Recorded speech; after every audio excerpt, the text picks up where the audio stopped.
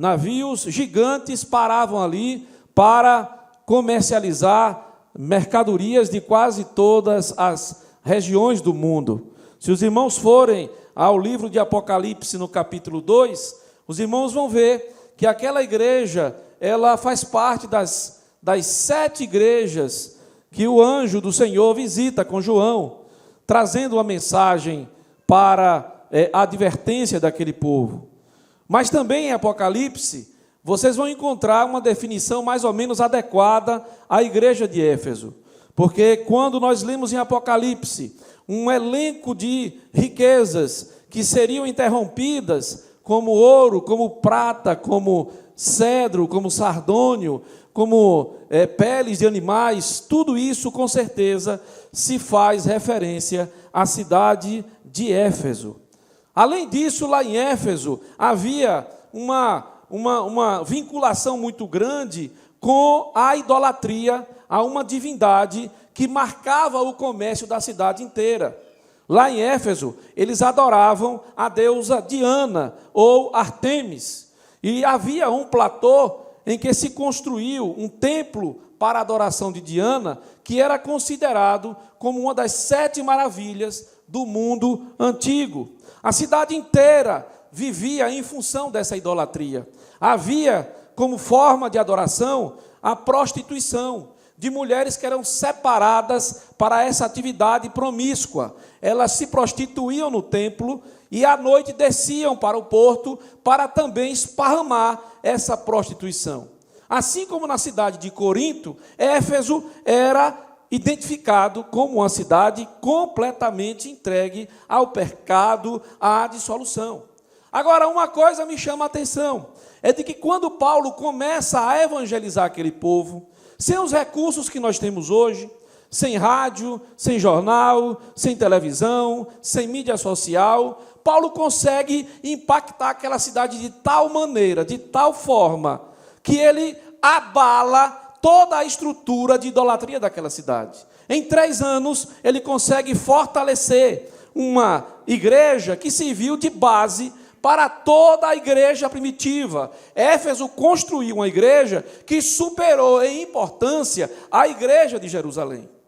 Então vejam os irmãos que tinha tudo para dar certo. Cidade rica, cidade próspera, uma igreja fundada por um grande homem de Deus. Havia ali o fortalecimento da fé dos irmãos, mas de repente alguma coisa aconteceu. E quando os irmãos vão para a leitura de Apocalipse no capítulo 2, Jesus Cristo chama João e se refere àquela igreja de Éfeso, lá no capítulo 2, dizendo assim: eu sei as tuas obras. E ele se refere à igreja de Éfeso dizendo: vocês têm tudo, têm riqueza, têm prosperidade, têm a palavra que foi pregada no meio de vocês, contudo, vocês deixaram o primeiro amor. E essa palavra de Paulo, tanto em confronto com Apocalipse capítulo 2, nos traz uma reflexão para os dias de hoje.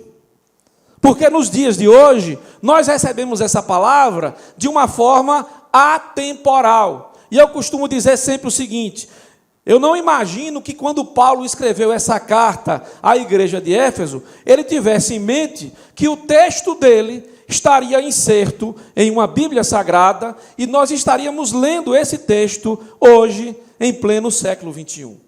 Porque, na verdade, Paulo, como homem, escreveu com um propósito específico: ajudar, fortalecer a fé daquela igreja em Éfeso. Contudo, o projeto do Espírito Santo de Deus era muito maior, porque aquilo que foi escrito ganhou vida, ganhou corpo, ganhou uma intensidade tão tremenda, porque transcende o tempo, o local, o momento, a circunstância, e serve como uma palavra atual para a igreja de todos os tempos. Está na Bíblia Sagrada, porque nós temos que ter uma noção de que o Deus a quem nós servimos, Ele é um Deus que Ele não se prende ao tempo. Nós sabemos que uma das características de Deus é que Ele é além do tempo. Ele é um Deus atemporal. Ele passeia pelo tempo. Isso me chama a atenção com tanta intensidade que nós olhamos o sacrifício de Jesus Cristo na cruz E quando nós vamos ler esse sacrifício na carta de Apocalipse, nós encontramos o quê? Que Jesus Cristo já estava morto desde a fundação do mundo. Então percebam que no tempo de Deus as coisas acontecem sem limite de tempo. O tempo aprisiona o homem, mas o tempo não aprisiona Deus. Isso me chama a atenção, porque nós entendemos a Bíblia como a palavra de Deus viva e eficaz. Significa que ela não é apenas um livro histórico, não é apenas um livro que conta sobre Deus. É um livro que revela Deus ontem, mas que revela o mesmo Deus que está operando hoje, nesta terça-feira, aqui na cidade de Salvador. Então esse texto, ele pode perfeitamente ser lido como se fosse um texto de advertência para mim, para a minha igreja, para cada um de nós. Então quando Paulo, ele se refere aos irmãos de Éfeso, é como se ele tivesse, pelo Espírito Santo, sendo conduzido a dizer para cada crente hoje: cuidado, desperta tu que dormes, levanta-te dentre os mortos, e Cristo te esclarecerá. Vede prudentemente como andais, não como nécios, mas como sábios, remindo o tempo, porque os dias são maus. Você vai questionar comigo que os dias de hoje também não são maus? Você vai questionar comigo que nós não precisamos aproveitar o tempo, porque esses dias são maus? Então essa palavra nos traz uma reflexão muito forte, porque às vezes nós pensamos que somos, nós pensamos que temos, nós pensamos que podemos, mas quando nós somos confrontados com a palavra, nós descobrimos que nós não somos, que nós não temos e que nós não podemos. E Paulo, nesse texto aqui, nos revela uma palavra importante, porque ele me faz pensar que existem pessoas que pensam que estão vivas, mas estão mortas. Existem pessoas que pensam que estão vivas, mas estão mortas. Por outro lado, existem pessoas que estão mortas e não sabem que estão mortas. Eu vou repetir. Se esse texto me revela que existem pessoas que pensam que estão vivas, mas estão mortas, também me revela que tem pessoas que estão mortas e não sabem que estão mortas, pensam que estão vivas. Quem são essas pessoas que estão mortas e não sabem que estão mortas? A palavra de Deus nos conduz a isso. Porque o que é uma pessoa em estado de morte? É aquela pessoa cujo corpo está inerte. O corpo perde todo tipo de comunicação com o mundo exterior. Mas Paulo tem o cuidado de dizer nesse texto aqui que esse tipo de morte não é uma morte permanente, é uma morte temporária. Porque ele fala de uma morte e mistura essa morte com o sono. Em outras passagens da Bíblia, existem pessoas que a Bíblia revela que estão mortas e que estão dormindo. Por exemplo, a questão de Lázaro. Quando Jesus Cristo trata a questão de Lázaro, muitos diziam: Lázaro está morto. Jesus disse: Lázaro dorme. Porque aquela morte era uma morte temporária. Eu quero que você entenda e compreenda: o estado de quem está morto temporariamente é o estado de quem dorme. Aí Paulo mistura a morte com o estado de sono. Porque o sono, até pela própria concepção da medicina, do estudo do corpo humano, das reações fisiológicas, a morte é um estado, o sono é o estado de uma morte temporária. Você permanece por um tempo, como se morto estivesse. Se você não sonha, nem consciência daquele tempo que você dormiu você tem. Você não sabe o que aconteceu. Você está inerte. Você não sente, você não reage, você não se movimenta, você está simplesmente em um estado de inanição, de falta de movimento, e você está ali sem interagir com o meio ambiente. Agora, se você traz isso para a esfera espiritual, você vai perceber que as pessoas que não têm Jesus, que vivem lá no mundo, são pessoas que estão mortas e acham que estão vivas. Elas pensam que estão vivas, mas, sob a perspectiva de Cristo, estão mortas. Você sabe por quê? Porque Romanos capítulo 6, versículo 23, diz que o salário do pecado é a morte. Então, quem vive em pecado, vive em um estado de morte. E se não se arrepender dos seus pecados, essa morte é uma morte permanente. Mas se ele se arrepende dos seus pecados, ele passa a ter um estado de morte que é comparado com o sono, porque ele vai despertar, ele vai acordar, ele vai tomar consciência. Eu me lembro que meu pai, que já faleceu, ele aceitou a Jesus quando eu tinha 18 anos. E ele era um homem que se dizia intelectual, sabido, estudado, e ele criticava a fé do crente. Ele zombava da fé da minha mãe. Mas quando ele já velho aceitou a Jesus, algo aconteceu com meu pai. Porque ele de repente despertou. E ele disse, eu não sabia, eu não entendia, eu não via. Ele estava dormindo, ele estava morto e não sabia. De repente, o Espírito Santo o tocou, despertou e ele viveu. E ele disse, eu estava morto e revivi, porque eu não sabia que estava morto. Achando que estava vivo, ele estava morto. Por quê? Porque ele estava dominado pelo pecado. O problema, irmãos, é que o pecado mata. Mas o pecado não mata apenas quem está no mundo. Porque o pecado, ele pode também começar a atuar na vida do homem e da mulher que está na igreja. E esse é o grande problema. É que se nós dermos vazão ao pecado, mesmo estando na igreja, você pode achar que está vivo, mas se você estiver dominado pelo pecado, no fundo, você está morto.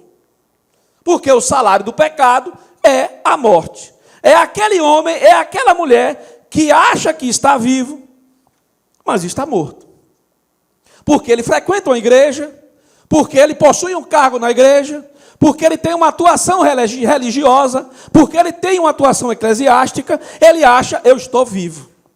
Mas o problema é, se eu dermos lugar ao pecado, na verdade eu posso pensar que estou vivo, mas eu estou morto. Eu estou morto, porque eu estou dominado pelo pecado. É sobre isso que Paulo fala. É sobre essa noção e essa concepção que Paulo fala. Porque nós estamos vivendo dias tão tenebrosos, tão perigosos, tão maus, que nós acabamos assimilando a prática pecaminosa, achando que está tudo bem. Quem aqui já cozinhou caranguejo, sabe como é que o caranguejo morre. Você tem que botar ele vivo na panela. E vai esquentando a água aos pouquinhos. E aquela água vai fervendo, vai esquentando, e quando você menos espera, o caranguejo está cozinhado. Isso acontece com muitas pessoas que estão na igreja, que se arrependeram dos seus pecados, passaram da morte para a vida, mas não estão tendo noção do poder e da força do pecado. Porque o pecado, mesmo você estando na igreja, se você der lugar, ele volta a lhe matar. E você fica como um zumbi, vivo, achando que está vivo, mas na verdade você está morto. Porque você não percebe, você não tem consciência, você não tem noção de que você está naquela condição. Porque o pecado dominou. E aí eu não posso deixar de dar um glória a Deus pela importância da língua hebraica. Porque aqui com certeza tem estudiosos do hebraico que sabem que a língua hebraica é um idioma que se trabalha com simbologia e não com fonemas, com sons. É por isso que a gente faz a transliteração do hebraico para o português.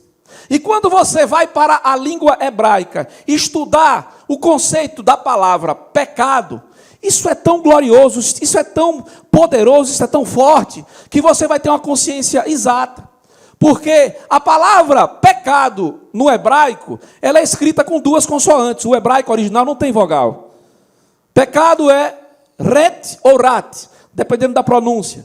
Tem duas consoantes.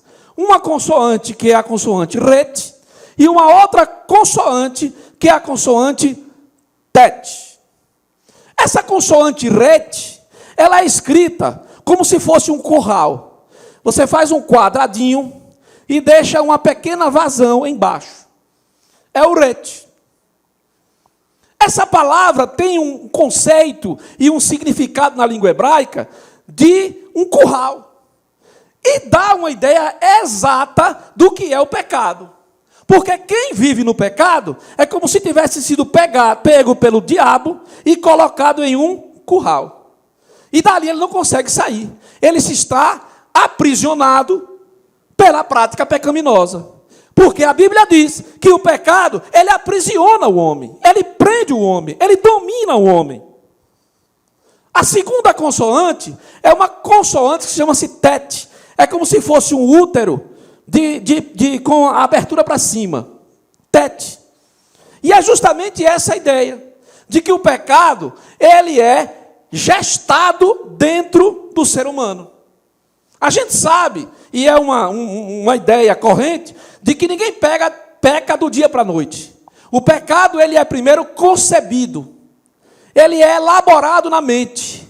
Você começa a pensar no pecado e vai gestando aquela prática, até que aquela prática vai crescendo dentro de você e você não consegue mais dominar e ele explode. E você pare o pecado.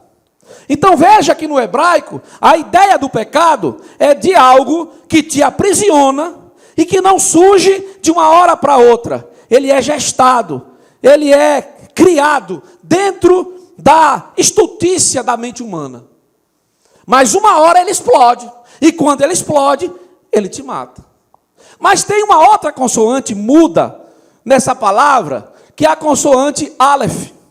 E essa consoante Aleph, ela é chamada no hebraico a letra de Deus. Aí você me pergunta, pastor, por que é que justamente na palavra pecado existe uma consoante, que é a consoante de Deus? É porque mesmo que o homem esteja aprisionado pelo pecado, que ele tenha sido dominado pelo pecado, no fim de tudo, há um Deus que tem poder, que tem força, que tem autoridade para nos resgatar, para nos trazer a vida. Deus é maior do que o pecado. A graça do Senhor é maior do que o pecado. Então, muito embora a gente viva em um mundo dominado pelo pecado, nós temos em Deus a força para resistir a esse pecado. A grande questão é, por que eu não consigo? Por que é que isso é tão forte a ponto de dominar o ser humano? Você sabe por quê? Porque nós temos uma escolha a fazer todos os dias. E Paulo dá esse segredo. Se você quer vencer os dias maus, você precisa andar com prudência. E quem sabe o que é prudência, sabe que essa prática da prudência é uma prática da disciplina, do domínio próprio. É você não reagir de imediato. A prudência é uma das virtudes mais sublimes da natureza humana. É você ter a capacidade de resistir aos seus instintos e saber julgar o seu comportamento, a sua prática, as suas reações. A prudência é algo que nos dá ideia de que nós somos seres civilizados. E Paulo diz assim: se você vive em meio a um mundo de pecado, a um mundo marcado pela maldade, nós precisamos reagir a tudo isso andando com prudência. Só que há um detalhe muito forte. O diabo sabe disso tudo. E uma das grandes falhas do ser humano é subestimar a competência do diabo. Porque se há algo que tem competência, se há um ser que tem competência, esse ser chama-se o diabo. Não foi à toa que quando ele decidiu se rebelar no céu contra Deus, ele não levou homens, ele levou consigo até essa parte dos anjos do céu. Se ele seduziu o anjo, imagine ser humano. E o diabo sabe, conhece, pela sua experiência milenar, como nós somos, como nós nos comportamos, como nós reagimos. Ele sabe disso tudo.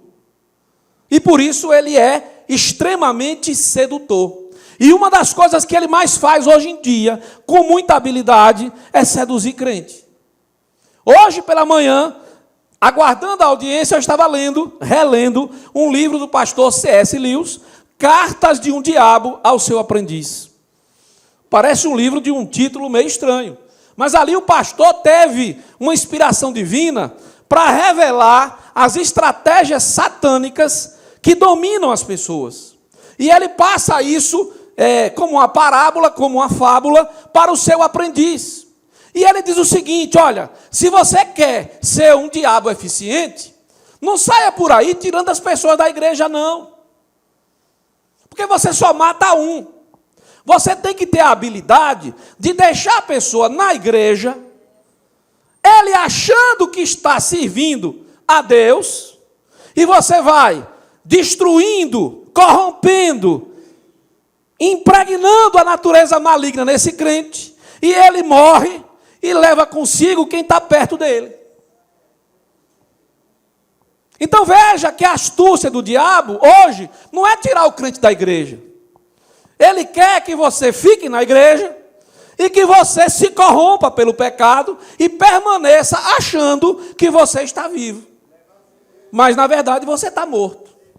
Na verdade você está em um estado de morte espiritual.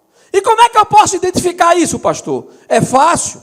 A palavra de Deus nos dá o caminho. Romanos 13, 11 e 12.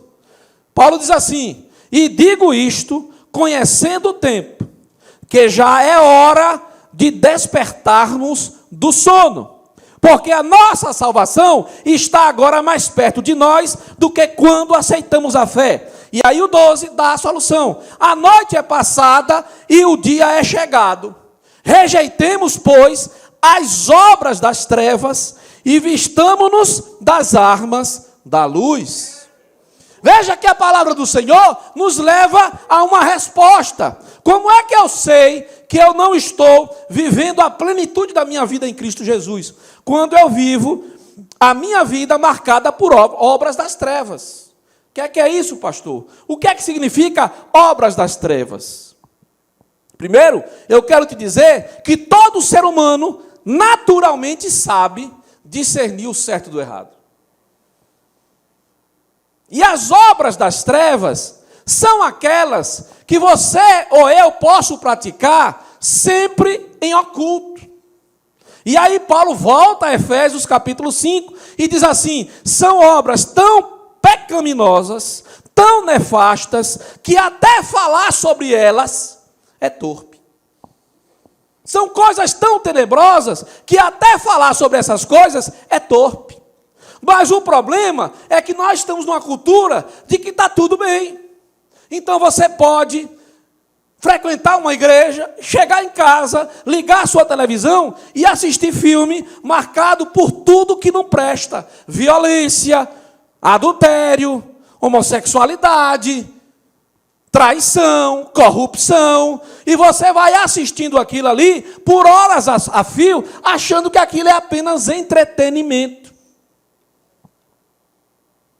E você vai começando a assimilar a ideia de que tudo aquilo é normal, é comum. Você começa a receber influências de músicas que têm letras completamente perniciosas. Então você liga o som do seu carro, você vai ouvir músicas que falam sobre pecado. Você liga a televisão, o pecado está ali. Você entra na rede social e o que tem ali é pecado. Pecado de todo tipo. Pecado que você sabe que é pecado e pecado que você não sabe que é pecado. Mas é tudo pecado. Porque a gente aprendeu pela palavra que de uma fonte rota não sai água limpa.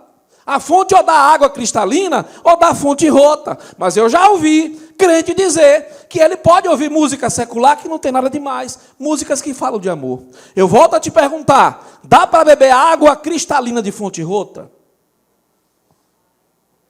Então nós somos chamados pela palavra a vivermos uma vida marcada pela luz. Que luz é essa? É a luz da palavra do Senhor, porque é essa palavra que é luz, que é lâmpada para os meus pés. Então, o Salmo 1 diz assim: Bem-aventurado o homem que não anda segundo o conselho do ímpio, mas tem o seu prazer na lei do Senhor, e nela medita de dia e de noite. Então, meu irmão, se você quer viver uma novidade de vida, você tem que entender que o segredo é ter prazer nas coisas do Senhor, se alegrar com as coisas do Senhor, viver a plenitude de uma relação de intimidade com Deus. Irmão, tem coisas que você pode diagnosticar sem precisar ir ao médico. E no reino espiritual é muito fácil. Perdeu a vontade de orar? Tem alguma coisa errada. Está sem tempo de ler a Bíblia? Tem alguma coisa errada. Perdeu a noção do que é adorar a Deus? Tem alguma coisa de errado. Você está começando a se contaminar pelos dias maus. Aí Paulo diz: pare, pense e ande com prudência, aproveitando o seu tempo, porque os dias são maus. Abandone as obras das trevas aonde não há luz e comece a entender que Jesus Cristo é o sol da justiça. Ele se identifica com a luz do raiar da manhã. Tu canta labaxere, canta labaraias. Esse Deus a quem você serve, ele se identifica com a clareza, com a transparência, com o brilho, com algo que traz a lume tudo aquilo que está escondido, porque o que está escondido, até de falar, é torpe. E nós somos convocados, irmãos, nesses últimos dias, a vivermos uma vida de separação do mundo, aproveitando o tempo, porque nós sabemos que o tempo está se acabando. É hora de passar a peneira. É hora de peneirar, de saber quem é e quem não é. Não dá para você viver com dois comportamentos, de você viver em cima do muro. A palavra de Deus nos diz que você não pode ser quente, nem frio, ou você não pode ser morno, ou você pode ser quente ou frio, porque o morno vai ser vomitado. Não dá para você ser amigo do mundo e ser amigo de Deus. Não dá certo, porque o Deus a quem você serve, ele é um Deus exclusivista. E ele quer que a nossa adoração, que a nossa relação com ele, seja marcada por esse exclusivismo. Então, meus irmãos, nós precisamos vigiar aquilo que nós estamos vendo. Nós precisamos vigiar aquilo que nós estamos ouvindo. Nós precisamos vigiar aquilo que vem à nossa mente. Irmãos, é difícil demais viver nesse mundo, porque você é o tempo inteiro bombardeado com coisas que lhe jogam para perto do pecado. Quando menos você pensa, você está xingando, mesmo que seja na sua mente, sem palavras. Você está maldizendo o seu irmão, você está querendo a morte de alguém, você está odiando alguém, você está maquinando mal contra alguém, você está planejando uma vingança contra alguém, porque o diabo fica o tempo inteiro nos induzindo a pecar. É o tempo inteiro colocando na nossa mente sugestões para que nós possamos pecar. Mas a palavra do Senhor nos leva a uma outra opção. A palavra do Senhor nos revela a outra opção. 1 João capítulo 2, versículo de 4 a 6 diz assim: aquele que diz eu conheço e não guarda os seus mandamentos é mentiroso, e nele não está a verdade. Mas qualquer que guarda a sua palavra, o amor de Deus está nele, verdadeiramente aperfeiçoado, e nisto conhecemos que estamos nele. Aquele que diz que está nele, também deve andar como ele andou. A palavra diz: sede santo, como eu sou santo. Então nós somos chamados para vivermos uma vida de santidade e de separação. O Espírito Santo nessa noite te trouxe aqui para dizer assim: eu quero te trazer vida e vida em abundância. E essa vida em abundância você só vai encontrar se você dizer assim. Se você disser assim: ó Senhor, eu me entrego, Romanos capítulo 12, versículo 1. Ou eu me entrego como oferta viva, sacrifício santo, suave e agradável a ti. O meu corpo é teu, os meus olhos são teus, os meus ouvidos são teus, a minha mente é tua, eu sou todo teu, eu sou servo teu. Eu não quero pensar como homem, eu quero pensar pelo Espírito de Deus. Deus está querendo levantar, irmãos, uma igreja santa. E eu vejo pelos olhos da fé, pelos olhos espirituais, que o Espírito de Deus diz assim: eu quero uma igreja de caráter.